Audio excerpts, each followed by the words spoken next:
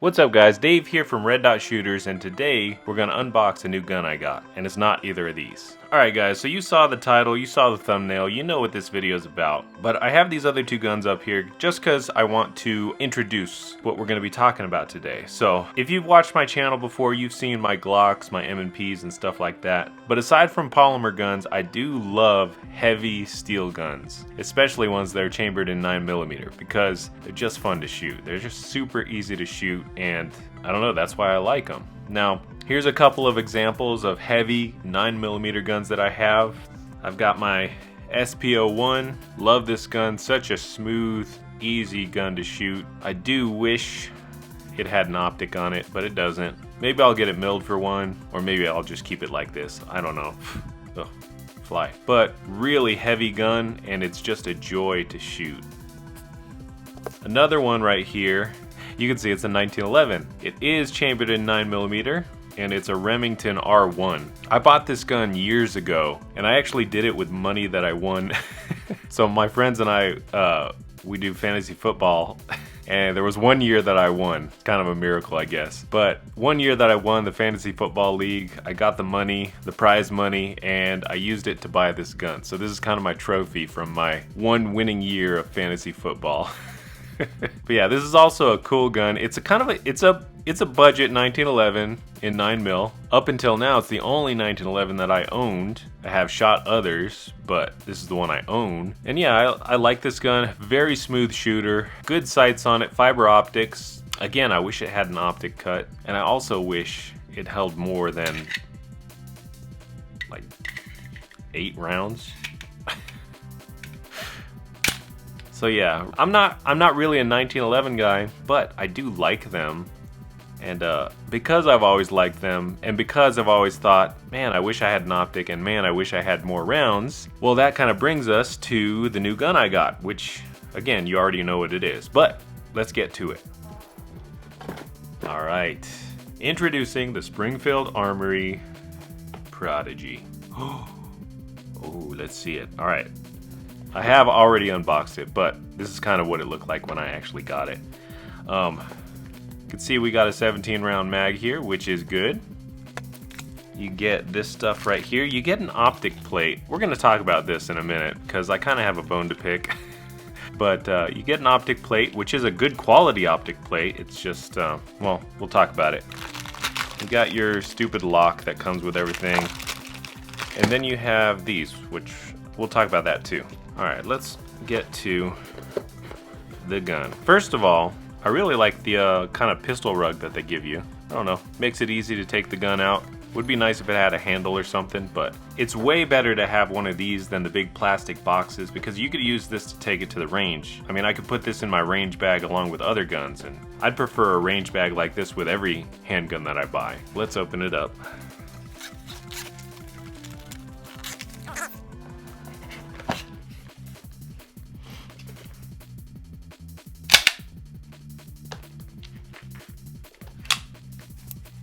The Prodigy.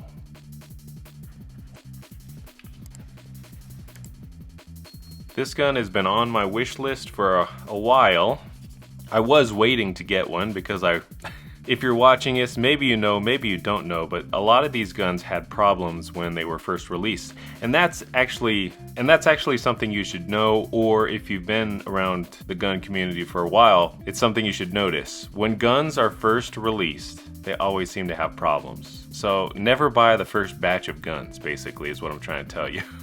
Wait until a bunch of them go out, the company will find out what the problems are, and then they'll fix them, and then they'll make a new batch.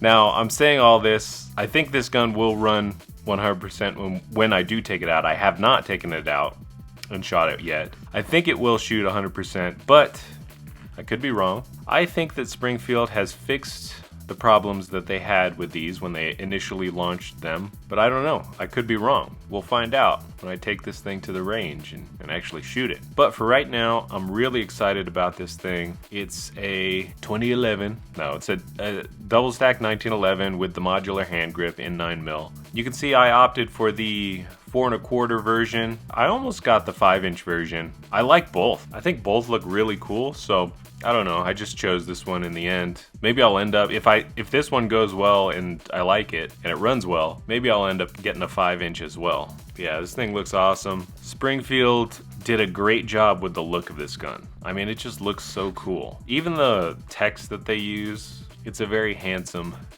gun. Let's clear some of this out and talk about it a little bit.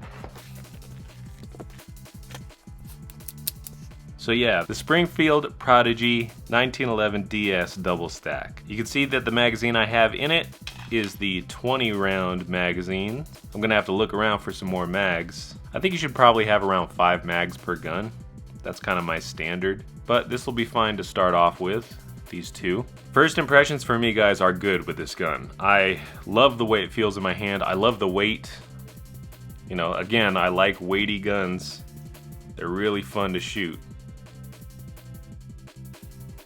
And this gun feels like it's gonna be a really smooth shooter. Now, I'm definitely not an expert or anything in 1911s. Honestly, I'm not that great of a 1911 shooter. I do own one, again, the Remington R1, but the truth is that 1911s are a little bit more complicated than like Glocks and M&Ps, striker-fired polymer guns that I usually shoot. I'm not that great. Well, we're gonna talk about this, but with a 1911, you have these 2 safeties that you have to defeat or engage every time. And honestly, I'm not that great of flicking on and off the manual safety on 1911s, and that's something that I personally have to train on. I need to work on it. I need to get better at it, and I'm willing to do it. That's why I got this gun.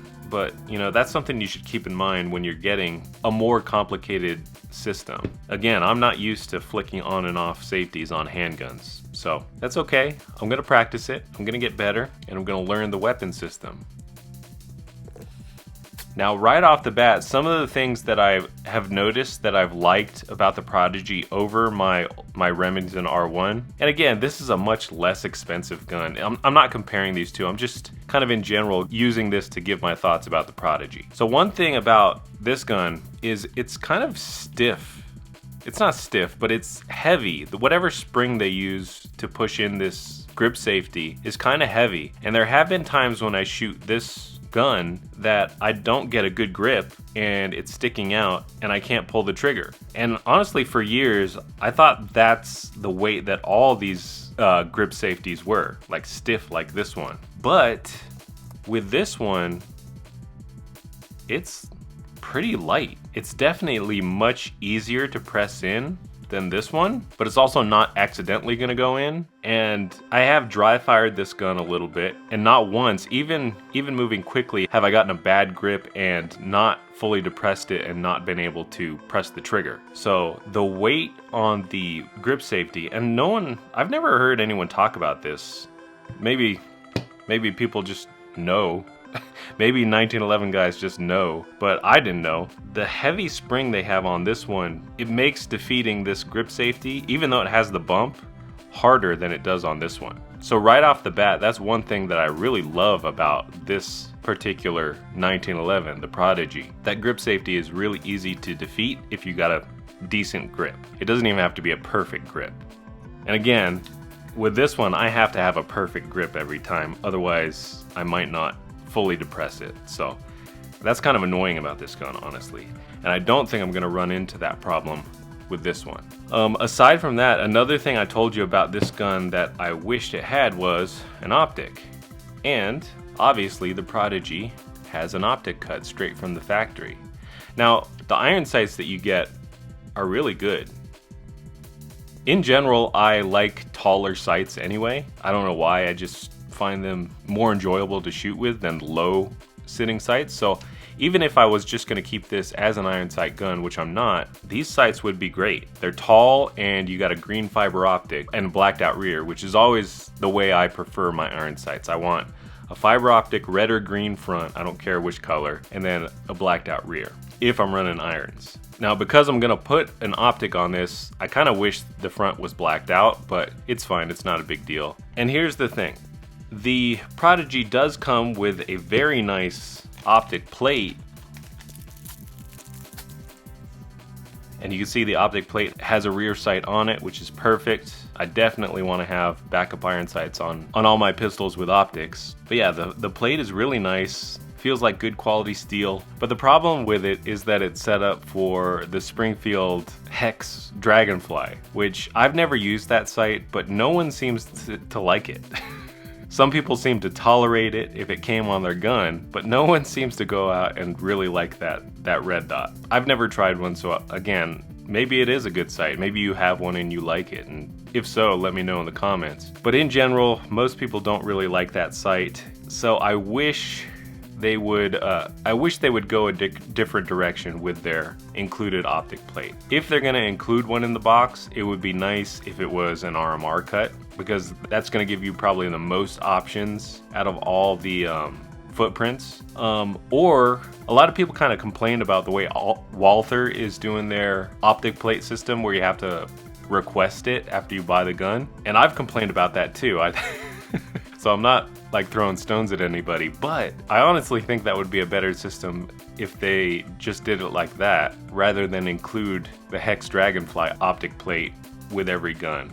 And I know they're wanting to do that because they want to push their own optic, but it's just annoying and it's not good for the user because nobody wants to use that sight. So give us an RMR plate, or let us request the plate that will fit the optic we want to use, and then send it out in a timely manner, and I think that would be a better system. All that being said, this is the plate that comes with it, and this plate is compatible with sights that have the Doctor footprint. So I do have a sight with a Doctor footprint that's on the way. It's not here yet. It's the Crimson Trace Rad. I don't know if that's going to be the optic I keep on this gun. Probably not. I'm going to probably want a closed emitter. But since I had this plate included, this kind of gave me the opportunity to go for a sight that has a Doctor footprint, like the Crimson Trace Rad, which is a sight that I wanted to try out anyway. So yeah, you have an included optic plate that is compatible with Doctor footprint optics. Aside from that, you have a short rail with one slot. I will be putting a light on this gun. I don't know which one yet. I do have this O-light, which I like. Because it has the QD system, I kind of put the O-light on any gun I want to at the time. So I don't know what light will end up on this gun, but there will be a light. I always like to put lights on my guns. Aside from that, safety is nice and positive. Is a little bit of movement there. Mag release works. The slide is pretty smooth, but one thing that I've been doing since I got this gun is just kind of racking the slide to try and work it in. Because these guns do kind of need a break-in, and that just kind of will help it out a little bit. I haven't cleaned it yet. I am going to break it down and clean it, but when you are ready to clean it, one thing this gun comes with that I kind of wish it didn't is that two-piece guide rod. So you're going to have to break it down with a hex wrench, which is kind of annoying, but that can be changed out as well. Like pretty much all the small things that you don't like about this gun can be changed out. Some people don't like the MIM internals, which, you know, they're not as good as higher quality internals, but are they good enough for me? Probably. If they're not, I'll switch them out. I do like that big fat bull barrel that you get. That's really sweet. I do need to clean this. One thing I saw some guys talking about with these guns is the Cerakote kind of has to be worked off, and that's part of the break-in period.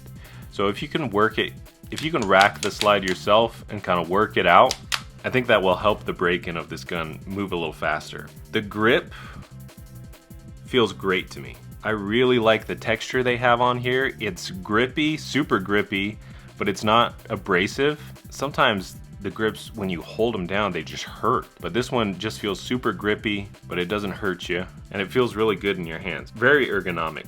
The trigger is a little bit kind of gritty. I think that might be some of the Cerakote on it. But, I mean, it's good. It's single action trigger. It's not bad. I will say that oddly enough, the trigger on this budget Remington R1 is really good.